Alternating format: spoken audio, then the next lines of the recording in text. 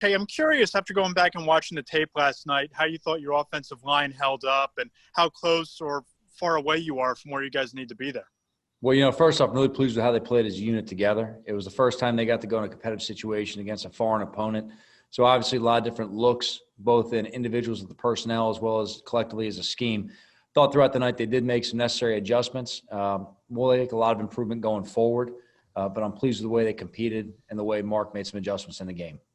And what did you think of how Cam Fleming played yesterday at right tackle, first time in there for you guys?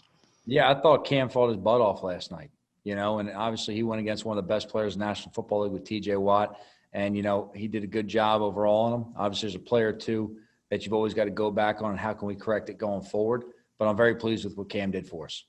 Thanks. Leonard. Hey, Joe, how much tolerance do you have for top skill players like Saquon Barkley or Evan Ingram, dropping passes, making mistakes? I mean, these are guys who are going to carry your team, but obviously it's early and you guys have a shortened camp. How do you balance that evaluating their week one performances?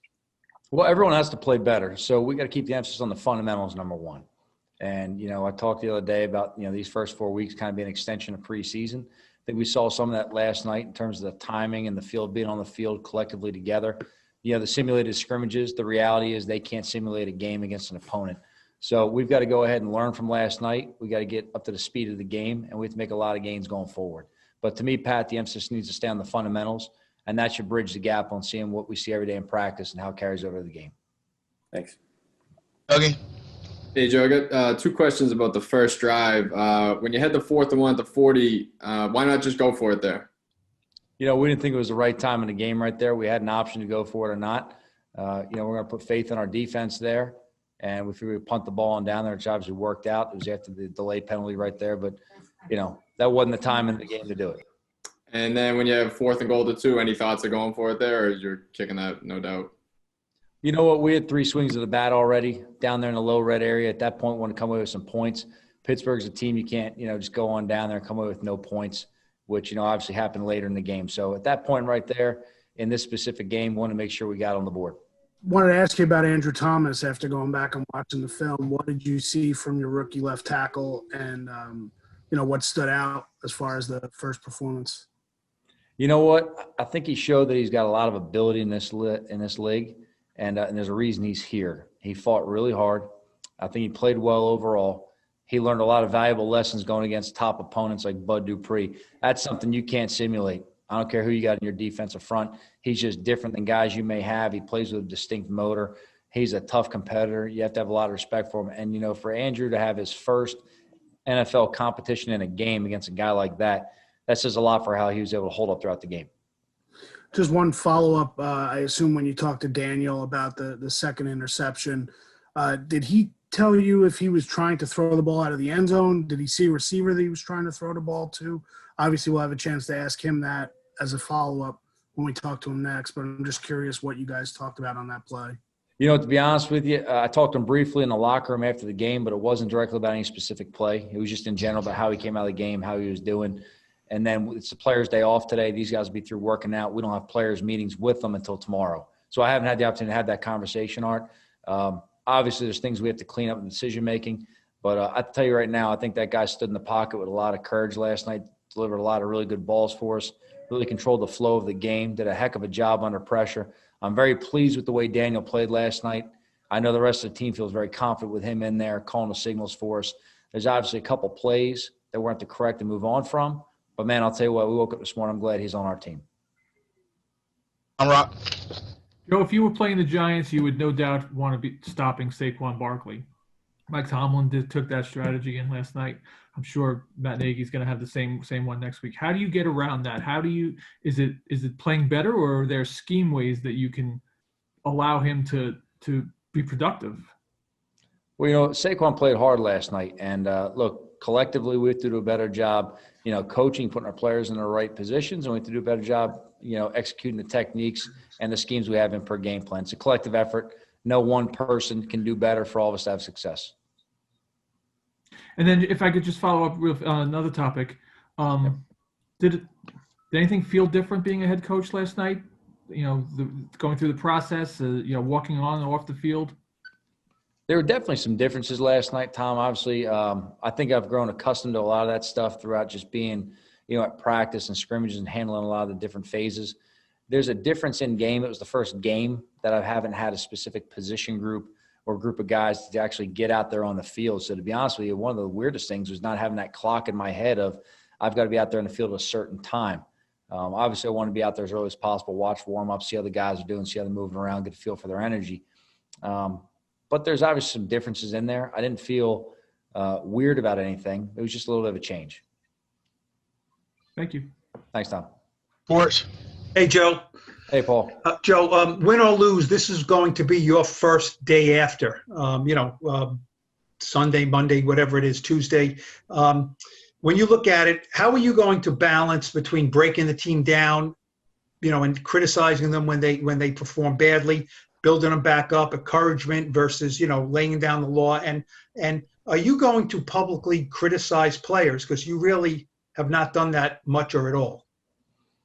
Yeah, I mean, to be honest with you, I think it's my job to support the players. I think it's our job internally to make corrections and adjustments that are necessary.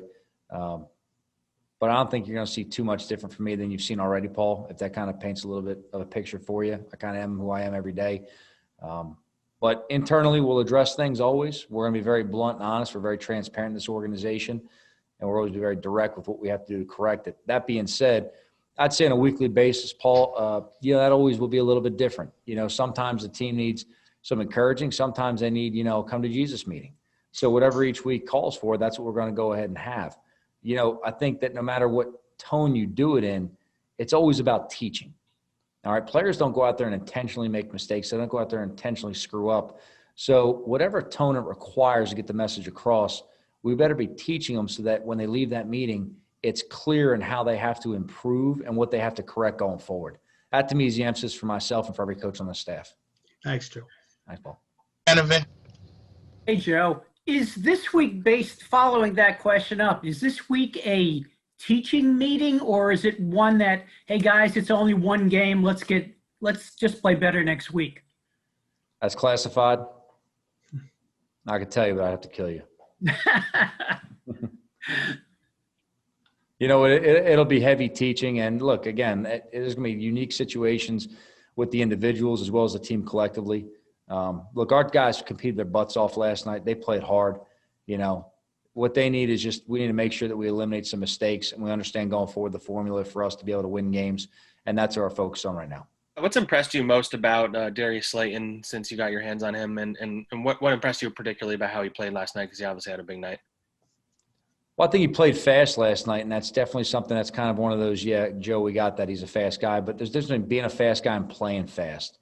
And he plays fast. He comes off the ball fast. He makes decisions fast. He cuts fast. He plays aggressive in traffic to make the catches. That to me is something you can't replicate. And there's a lot of people out there that can run a 40 at a good time. And then there's people that play fast as well. And that's definitely something that stands out with him. He was able to have a lot of production for us last night. That was something that, helped us within the game. We're going to need that going forward from him. And then we need some other guys as well to make sure we keep them involved. Thanks. Last one here, Ralph. Hey, Joe, just want to circle back to the offensive line real quick. I know you're trying to be positive with them, but I'm wondering the issues that you had with protection and blocking last night. How much of that do you attribute to the lack of chemistry from not having a normal preseason? And also, if you don't mind, what were your thoughts on Nick Gates in his first game as a center? Yeah, I think Nick Gates overall handled himself pretty well. Again, there's always things you have to improve on. We're going to look at the tape. We're going to be very critical about that. But I'm very pleased with the way he came out and competed last night, handled a lot of calls, a lot of different fronts from these guys. Had a lot of – look, these guys played against some, boy dogs out there last night, okay, some good players. And, I think Nick did a good job overall really, standing up to it. Like I said, obviously Mark and Ben will have him. We'll go ahead through some corrections. As a unit, we've just got to go ahead and keep improving collectively. And that's the biggest thing. The one thing about those bigs is it doesn't matter how one guy plays. It's all five have to play in sync all the time. And they have to get that chemistry as you're referring to going forward. I have no doubt there's going to be a lot of improvement going forward. I'm very confident in all the guys we have involved in our offensive line, both the five from last night and all the other guys on our roster. So we're going to keep working with these guys and improving them.